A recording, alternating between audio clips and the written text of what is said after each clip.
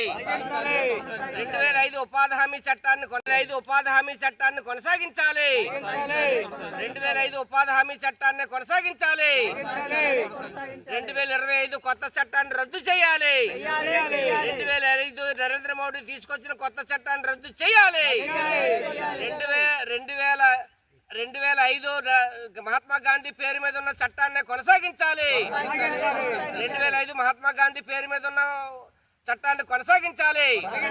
గ్రామీణ ఉపాధి హామీ చట్టాన్ని పటిష్టంగా అమలు చేయాలి. గ్రామీణ ఉపాధి హామీ చట్టాన్ని పటిష్టంగా అమలు చేయాలి. మహాత్మా గాంధీ గ్రామీణ ఉపాధి హామీ చట్టాన్ని పటిష్టంగా అమలు చేయాలి. నిధులు పెంచాలి. కోట్ల ఉపాధి హామీ చట్టాన్ని కేటాయించాలి. 2 లక్షల కోట్ల ఉపాధి హామీ చట్టాన్ని కేటాయించాలి.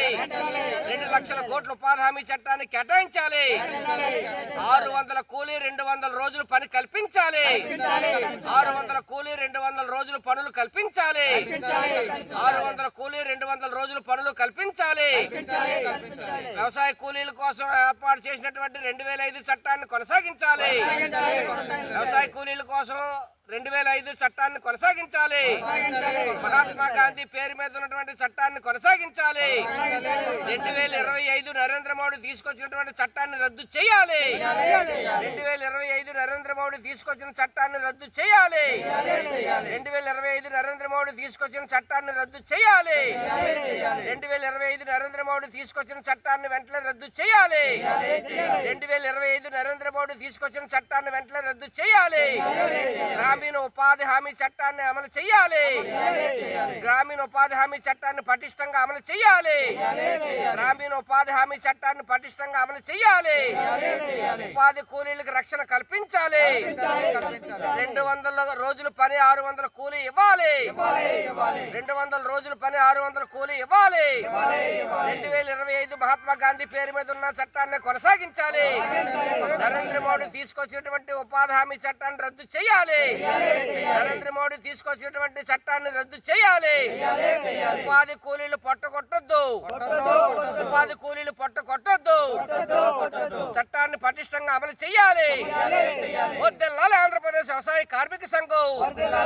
వర్ధిల్లాలి ఆంధ్రప్రదేశ్ వ్యవసాయ కార్మిక సంఘం. వర్ధిల్లాలి ఆంధ్రప్రదేశ్ వ్యవసాయ కార్మిక సంఘం. నరేంద్ర మోడీ 2025 ఉపాధి గ్రామీణ హామీ చట్టాన్ని మార్పు చేస్తూ ఈరోజు పార్లమెంట్లో బిల్లు పెట్టారు. ఇది అత్యంత దుర్మార్గమైనటువంటి చర్య.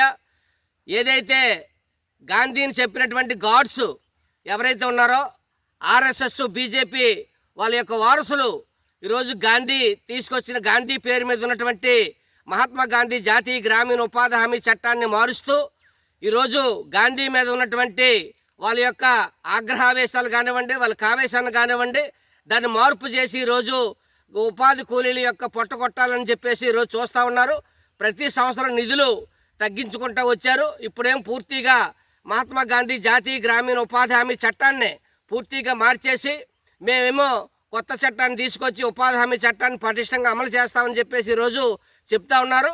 ఇది సరైనది కాదు.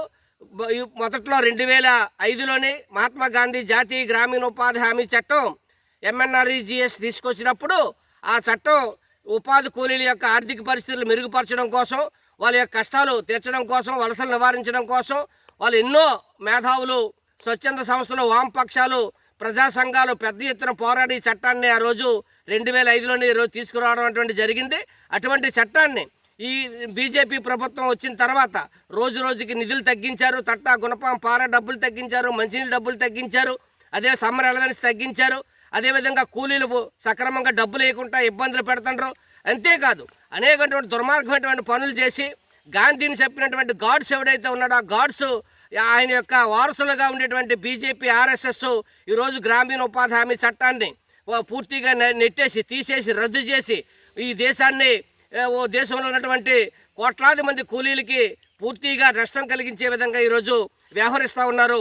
దీన్ని ఆంధ్రప్రదేశ్ వ్యవసాయ కార్మిక సంఘంగా దేశవ్యాప్తంగా ఉద్యమాలు చేపడతా ఉన్నారు. వామపక్షాలు ఉద్యమాలు చేపడతా ఉన్నాయి. స్వచ్ఛంద సంస్థలు ఉద్యమాలు చేపడతా ఉన్నాయి. ఈ ఉద్యమాలకి కేంద్ర ప్రభుత్వం ఇంట్లో మెడల ఉంచి దీన్ని సాధించుకోవడం అటువంటి జరుగుతుంది. అట్టి పరిస్థితుల్లోనికి కేంద్ర ప్రభుత్వం మొండిగా వ్యవహరిస్తే ఈరోజు బీజేపీ యొక్క పతనం తప్పదని చెప్పేసి ఈరోజు ఆంధ్రప్రదేశ్ వ్యవసాయ కార్మిక సంఘంగా మేము హెచ్చరిస్తూ దేవరాపల్లిలో పెద్ద ఎత్తున ఉపాధి కూలీలతో ఆందోళన చేయడం జరిగింది.